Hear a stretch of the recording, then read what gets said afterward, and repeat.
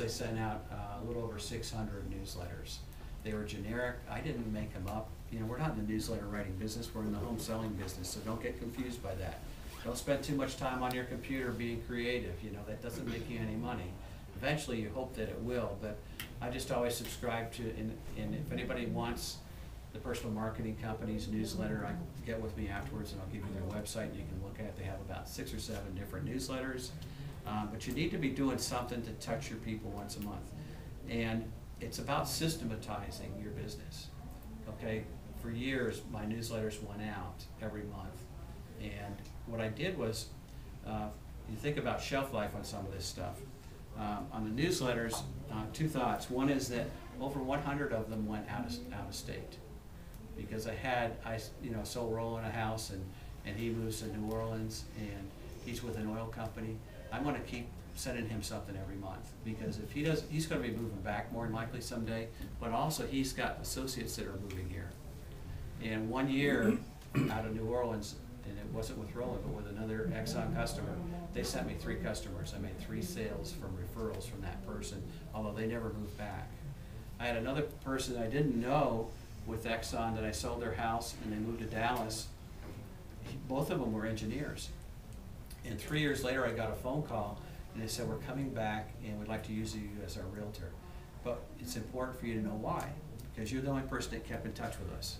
I never spoke with them, I never saw them, never had anything other than sending them a newsletter once a month from myself. And they said, normally we interview 4 or 5 people coming into the area to decide who we're going to use, you know, engineers, right? Drive you crazy sometimes. Some of you may have that background, I apologize, but that's the way they are. And they just said, well, we just want to let you know we're not going to go through that process, we're just going to use you. And I was fortunate they came back to buy a house and ended up buying one of my own listings.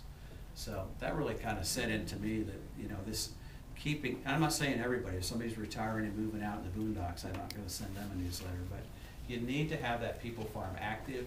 You need to be looking ways to add people to it. If you go to a party, if you go to an event at school and happen to sit next to somebody with your kid's event, you strike up a conversation, ask them make sure you get their name, and by the way, where do you live in Kingwood? And, you know, so you have a general idea, so you can go back and add them to your list.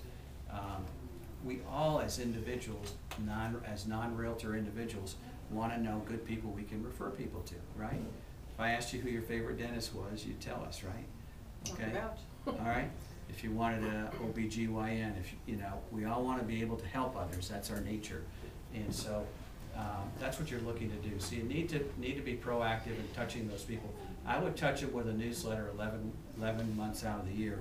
In December, and I think, have we ordered the little calendars, magnet calendars yet? We're starting right now. She's starting a list. Oh, get those guys. That's where we're talking shelf life. It's a little magnet calendar that goes on the refrigerator. It's got a sticky part where you can put your business card on. And you send that at Christmas time. And I mean, you've shown houses and gone into seeing a Keller Williams listing, but it's got a Remax thing on the refrigerator or vice versa. So that's really another good thing to do. You got to spend money to make money. But you want to watch your costs also, okay? It's very important to hold yourself accountable because at the end of the day, it's not how much money we make, it's how much money we kept for ourselves. And you should keep your budget within your expenses within a 25 to 35% range of gross, 25 to 35% of gross. So that means you're retaining 65 to 75 cents of every dollar that you bring in, okay? And again, you must hold yourself accountable. That includes your cap, okay? That includes any expenses you have in the real estate business. I saw a top producing agent for the #1 agent in the state of Texas, and somebody asked him what their expenses were, and their expenses were about 66 to 70% of gross income. Cool. Do you want to work that hard for so little? You know, that was insane. To me, that person had a goal of just being the #1 agent in the state at whatever cost. They were just throwing all kinds of advertising out there, all kinds of flyers. I mean, they were doing some good stuff, but it was excessive. So a lot of times,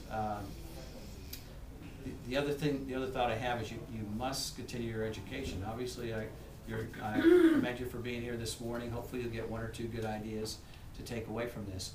But also think on a higher plane. Think about going to family reunion. Think about going to mega camp. Think about going to Keller Williams University events. Most of the successful things I did in my career were copying somebody else that was successful, mainly from national conventions. And for example, Just Sold cards. I went to convention, I was only about my second or third year in the business, and I saw this person was sending out Just Sold cards, that they were a different size than a regular postcard, so they would stand out in the mail. And they talked about how much business they were getting from that. They were sending it around every sale that they could. And at that time, we couldn't send it on buyers, just if you had the listing, could you send out a Just Sold card. If you had a buyer, you had to send out just participated in the sale. So I came back, I got all fired up. That was my one great idea from convention that year. I sent out 60 batches of those, around 200 cards each. I tracked the expense, it cost me $3,000 to do it. I could directly attribute $15,000 in income just to that program. 5-to-1 return. Is that good? Mm-hmm. We'd all get our checkbooks out today, right, if we were guaranteed a 5-to-1 return on anything that we're doing. So if you're not doing the Just Sold cards, you know, you should be. This office, are we still supplementing the cost on the first 100? We've changed from that. So we're using that money elsewhere. But in any case, you can still do it. All you have to do Yes, is we mark it still on your offer blue it. sheet, right? And it runs how much? It's $51. Yeah. $51. Would increase Mhm. postage. And that's one of the biggest things Gary Keller's teaches is you lead with revenue. And so if you had a closing, you can pay $51 for a mail out. It's gonna go out all around that, telling how great you are and that you got that property sold.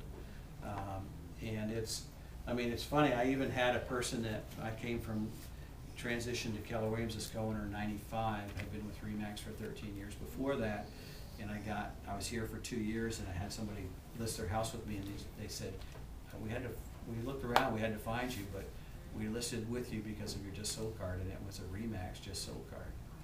Because what happens is, when you sell that listing and you've done a fabulous job and those people move out of town, the neighbors around them, if you don't send something to them, you know, within a month or two, they'll forget who the agent was. Within 6 months, they won't remember what company it was.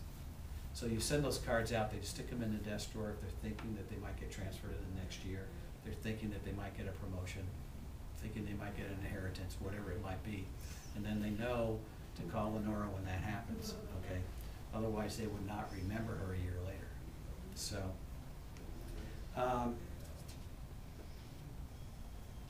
you know, what's changed in this marketplace? I think it's taken about too much longer to sell a house. Would you agree? Not as many buyers out there, and the subprime situation with the subprime buyers affects us because those are a lot of entry-level buyers. So they would come in and buy that house from $100,000 to $150,000, allowing that person to move up to the one for $250,000 to $300,000, allowing that person to move up to the one for $6,000 or $7,000. So it's a little trickle-up effect of it.